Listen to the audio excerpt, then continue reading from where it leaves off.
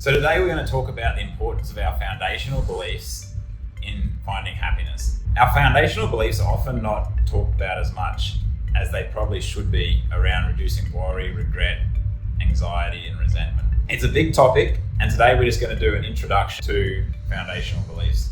What we're going to cover today is what exactly foundational beliefs are, how they can give us enduring hope and acceptance, qualities of a good foundational cause and a good foundational purpose, and finally the importance of strengthening these beliefs so they have the effect on how we feel that we desire. To start with, what are foundational beliefs? They're basically how we explain the unexplained, and there's generally three big questions that we don't have answers for, and that's where we came from, where we're going, and what causes things to happen as they do. So our foundational purpose often comes from how we explain what happens to us after we die. It's the reason we live. Our foundational cause explains what causes unpredictable outcomes. So it can explain the roll of the dice, or it can explain our decisions. So in this image, we can see the effect that good foundational beliefs can have on our emotional state. So generally good things and bad things happen in our life. And when good things happen, our emotional state will go up into this bliss through contentment. But then bad things often happen, and that can bring us down into discomfort. Or if we feel like things could have been different, or we lose hope, we haven't got anything good to look forward to, then we can come right down into this red zone, the excess suffering. So over on the far side of the board, we can see these extremes. This side of the board, we can see we still have the emotional state of bliss and contentment, and we still have discomfort when things go wrong. And that discomfort's going to motivate us to not make those mistakes again. But we don't have the excess suffering. We don't go down into the red zone, because with good foundational beliefs, we find it easy to accept mistakes we've made and mistakes other people have made. And we find it easier to find hope when things go wrong. So we'll start off with talking about our foundational cause. And the benefit of a good foundational cause is it gives us acceptance. And for this, we need a foundational cause that shows all outcomes to be unavoidable. But it also must give us a sense of control. A sense of control is something we need as humans. We just need it the same as we need food, sleep, exercise. We need a sense of control. Now we'll just briefly discuss why a good foundational cause shows all outcomes to be unavoidable. Now, when things go wrong in our life, whether it's something we caused, something nature caused, or someone else caused, often we can reduce the emotional discomfort by looking at it from a different perspective. And there's two main perspective shifts that allow us to reduce emotional discomfort and find acceptance. First of all is if we can look at it and see it as not so bad, or even look at it and see it as good. For example, breaking up with our partner can be very hard. But if we look at it from a different angle and say, hey, I've now met someone that's even more amazing than the person I lost, then now it seems like a good thing that we broke up with that ex-partner, and we can find acceptance of that breakup. The challenge with seeing all outcomes as good and finding acceptance of all outcomes is quite often we can't see a silver lining. We can't see anything we've learned from this terrible situation, and we can't see any benefit. And so it's very hard to find a perspective where this looks good. And the second challenge with seeing all outcomes as good is if we see an outcome as good, we're not going to try and prevent it. And so if we judged it as good that someone stole our wallet, we're not going to take precautions to prevent that happening in the future. So we really need to judge outcomes as bad. But what we can do is see all outcomes as unavoidable. When we see an outcome as unavoidable, we still feel discomfort when it happens because it's still bad. But when it's unavoidable, it doesn't seem as bad. It's easier to find acceptance of this. For example, if we lost our grandmother to old age, it's sad, but we often find acceptance a bit easier than if we lost our young child, because losing the young child often seems avoidable, can be a lot harder to accept. Or if we're playing a game and we make a silly mistake, it can be harder to accept that than if we lost the game because of a roll of a dice and the outcome of that roll of the dice was unavoidable. So The biggest drawback with seeing all outcomes as unavoidable is our decisions. Because for many people, they've been raised to believe that their decisions are avoidable. And so overcoming this belief can be the biggest obstacle. I'll now quickly go through the three main categories of foundational cause and see how they stack up in giving us a sense of unavoidability and acceptance and giving us a sense of control. So first of all, we've got supernatural beliefs. So supernatural beliefs is when we say that what caused an outcome was a force that's free to do what it will. For example, if God caused an outcome, if God caused us to lose a game of chess, that's his choice. Nothing caused him to do that. He could have equally caused us to win. He's free to cause whatever outcome he likes. And the same with luck. Say you walk under a ladder and now luck is going to cause some bad outcome. Luck can choose whatever bad outcome it likes. It can cause you just to trip, or it can lose you to cause your job. Luck is free to cause whatever outcome it likes. The same with karma. If you earn some bad karma, that karma can do as it will to you. Now we've got two categories of supernatural beliefs. The first category is local supernatural foundational beliefs. They're local because they're different in different areas of the world. So some regions of the world, or even some cities, believe God has some powers, and other regions, they believe they have other powers, or they don't believe in that God at all. And some regions believe in karma, some believe in all these other forms of luck and fortune telling. So it's very obvious that these are supernatural beliefs because everybody has their own unique beliefs of what causes these outcomes. Then we have global supernatural beliefs. So these are supernatural beliefs that are generally accepted right around the world. And so often people are surprised to see them as supernatural beliefs. They're still supernatural beliefs because these forces cause outcomes freely. As in, these forces can cause whatever outcome they like. So if an outcome is due to randomness can cause a particle to land here or a particle to land here. It's purely up to randomness where that particle lands. It doesn't follow any rules. And the same with free will.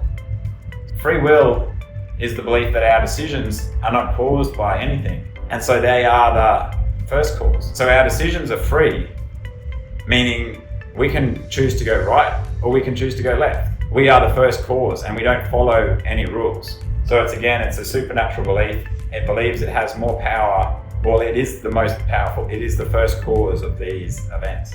Then finally, we have scientific foundational beliefs. So these are beliefs that everything has a cause. And so no matter what we do, it is due to prior events. Whatever we decide, if we decide to go right, that is because something in our past has caused our brain to have a certain structure, and that caused a chemical reaction that caused us to have that decision. Now, local supernatural beliefs, such as God's luck, karma, and fortune telling, these are all unavoidable if we look at them on our own. So if we said that God causes all things, or karma causes all things, then we really can't avoid what they cause. So if God caused us to lose a game of chess, that's not our fault. There's nothing we could have done to avoid that because he caused this. And so it's easier to accept. But the problem is we lose our sense of control. There's nothing we can do to cause ourselves to win next time because the next game of chess is also going to be his decision. And then we have randomness. And randomness is the same. Any outcomes that are random are unavoidable. There's nothing we could have done to change that outcome. And so then we don't blame ourselves or others for random outcomes. But again, like the first form of supernatural beliefs, these outcomes remove our sense of control. If the game of chess was just a random outcome, we can't have hope of causing a better outcome next time if that's going to be a random outcome too. Free will is the reverse. So it says outcomes of free will are avoidable, and so this gives us a sense of control. So with free will, we lose the advantage of acceptance of mistakes. So when we make a mistake and we say it was caused by free will, we also believe that it's avoidable. And so we could have made a different mistake. And that opens up us to regret. Or when someone else makes a mistake, resentment towards them. So with free will, we lose that acceptance, but we gain a sense of control. So quite often, when we believe in these other supernatural forms, we believe that our supernatural ability, our free will, has control over these. For instance, we can control God with our prayers, or we can control luck by not walking under the ladder. Now, finally, scientific foundational beliefs, they show all outcomes to be unavoidable. So for example, if I was caused to go right, and that turns out to be a mistake, it's not my fault because I was caused to do that. I couldn't have done anything else. All the past experiences that led to this caused me to go right, and so it was unavoidable that I made that mistake. And so it's easy to find acceptance. It also allows us to have a sense of control. Now, this is worth another video going deeper into this. But basically, if we are caused by our past experiences to cause another outcome, we have still caused that. And so if that is good, we still have a sense of control. So if we lose a chess game, that's because we moved maybe our pawn instead of our king. And now we know that in future, if we move our king, we can win. We have a sense of control over our future games and our future. So ideally, we'll adopt a foundational cause based on science, because that gives us acceptance of all outcomes and allows us a sense of control. So since we need a sense of control, we basically have two options. We either need to go with free will as our foundational cause, or we need to go with science. If we go with free will, then we're going to be stuck with resentment, regret, and worry, because our decisions and our others' decisions are still going to seem avoidable. And when we make a mistake and it seems like we could have done something different, that's going to cause us regret. And when we feel like our decision is avoidable and that can cause a bad outcome in the future, that's going to cause us worry. And when someone does something that hurts us and we feel like they could have been something different, nothing caused them to do what they did, we're going to feel resentment. However, if we go with a scientific foundational cause, we know that that person was caused to do what they did. We know we were caused to do what we did, and whatever we choose in the future is also unavoidable. And so we can have acceptance of all things. In a future lesson, we'll talk about how we can experience our decisions happening unavoidable and the science behind why they are unavoidable. So we've talked about the foundational cause, which explains the cause of things where we can't see exactly what caused them. Now we're going to talk about our foundational purpose, which is why we are here. Why are we here? Where are we going? Now, with a good foundational purpose, it can give us enduring hope no matter what happens. So it gives us something we believe we can achieve, something good we believe we can achieve, regardless of what else is happening in our life. Now, the qualities of a good foundational purpose include being something we value sufficiently. So if this thing that we're going to achieve isn't valuable to us, we're not going to be motivated to work towards it. We're not going to find hope from the thought of achieving it. We also need to believe that we can achieve it. If we don't think we can achieve this, then we're not going to have hope of achieving it. And thirdly, it needs to be something we can work towards perpetually. So if it's something we can achieve, once we've achieved it, then we'll no longer have hope of achieving it. Or if there's something that's going to stop us from achieving it, for example, if our foundational purpose is to go to heaven, and then one mistake would mean we're no longer eligible, it would no longer give us this perpetual hope. It also needs to allow for imperfections. So we're never going to make perfect decisions to achieve this goal that we're working towards. And it can be hard to accept this if our foundational purpose doesn't allow for. And finally, it should be aligned with our natural desires. So we can't change that we desire to eat, sleep, exercise, socialize, find novelty. And if our foundational purpose doesn't align with that, we're going to find ourselves being pulled in two different directions. We're going to get pulled wanting to socialize and wanting to rest, and yet we'll be trying to achieve this other goal, and that can cause us a lot of stress. So like I said, our foundational purpose needs to be something we value. Now, some common foundational purposes could be reaching heaven, being reincarnated as a higher being, having success generally, which is probably one of the most common, or being happy. Now, if we don't value being reincarnated, we're not going to find much hope working towards that. So it needs to be something we value. It also needs to be something that we think we can achieve. So if you don't think you're ever going to be reincarnated as a higher being, or you don't think you're ever going to achieve success, then you're not going to have much hope of achieving that.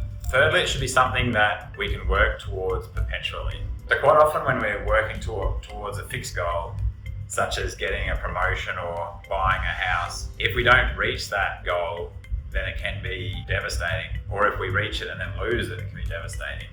So ideally, it's something we can work towards perpetually, such as working towards getting to heaven, working towards being reincarnated, or working towards being happy. Fourthly, it's good if it's process orientated, as that allows us for a lack of perfection. So when we're working towards being as happy as we can, it's a continual process. It's a never-ending goal. And if we make a mistake, our goal is just to be as happy as we can, given what our current situation is. And it's similar for going to heaven or being reincarnated. It's a continual process. If we make a mistake, then we can try and do good deeds to redeem ourselves or ask for forgiveness. And finally, it should be aligned with our natural desires.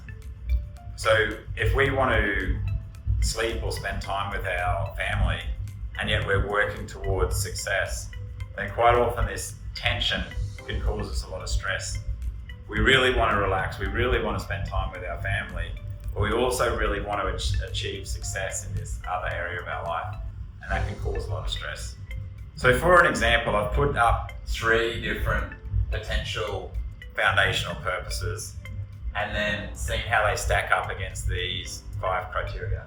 So first of all, we've got working towards some end goal after our life, some sort of existence that's beyond this living existence, such as heaven or reincarnation. So first of all, we need to value this and believe we can achieve it. And generally, the only way you're going to value this outcome and believe you can achieve it is if you've had the right upbringing. So if you've been raised in a family that taught you that this is a good thing, or if you've met people along your life that have taught you that this is something worthwhile and something you can achieve. Anyone who hasn't been exposed to these beliefs is not going to believe it's worthwhile and isn't going to believe it's something that they can achieve. It does tick the box of being something you can work towards perpetually, and it's process orientated. It doesn't always align with our natural desires. The next foundational purpose example I've got is success. Now this is probably the most common one. People want success in their relationships, at work, in their possessions, in their spirituality, and they're working hard to achieve success in all these domains.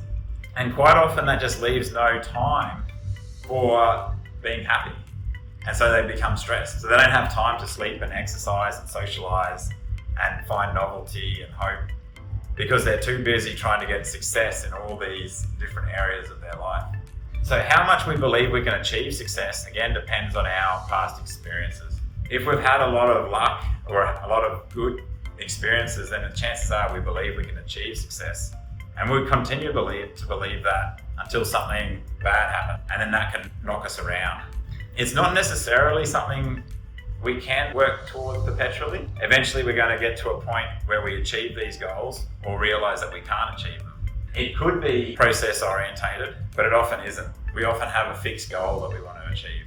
And it can also align with our natural desires, but often it doesn't. The third example of a foundational purpose that we could have is working towards happiness. So for happiness, we often have a chosen purpose that we're working towards, but that's mediated by our foundational purpose to be happy. So it's easy to pull back from things that are taking a toll on our life and reprioritize it to the 6 pillars of happiness. So when we're working towards happiness, we are prioritizing what we eat, how we sleep, how much we exercise, our socializing, finding novelty and hope, because that is our goal in life. And so our goal is very well aligned with our natural desires. It's something we can work to perpetually. So just like we need to continually drink water to stay hydrated, we need to continually work on these 6 pillars to stay happy. When working towards happiness, it's important to keep it as process orientated. As in, our goal is to be as happy as we can given the situation. If our situation happens to be less desirable than we imagine it could be, we still work towards being as happy as we can in this situation. We also innately want to be happy. We all want the joy that comes from a good meal and good company. And we all generally believe that we can get more food, more sleep, more exercise, and more socializing. So choosing happiness as a foundational purpose has a lot of benefits. Now, lastly, and most importantly, for these beliefs to affect how we feel and give us enduring hope and acceptance, we need to strongly believe in them. If you want the acceptance that your decisions are unavoidable, you need to strongly believe that is so. Or if you want the acceptance that what has happened is part of God's plan, you need to strongly believe that is so. And for that, we need experiences. We need experiences that reinforce these beliefs. So if you want to strengthen your foundational belief in supernatural forces, then it pays to go to ceremonies that preach this, or read books about it, or hang around with people who have that same belief. And if you want to find acceptance that everything happens according to natural causes, then it's very important to experience your decisions happening unavoidably. And I'll do another video on that later on. And strengthening our foundational purpose. So if you want your purpose to be happy, you need to design your life around being happy and constantly remind yourself that this is what I'm working towards. And when you have that thought that this is what I'm working towards, that's an experience that's going to strengthen your belief. So today we've done a really quick overview of foundational beliefs. We've talked about what they are and how they explain the unexplained, particularly what is our purpose, why are we here, and what causes things to happen as they do. We talked about how if we have a good foundational cause, it can give us acceptance no matter what happens in our life.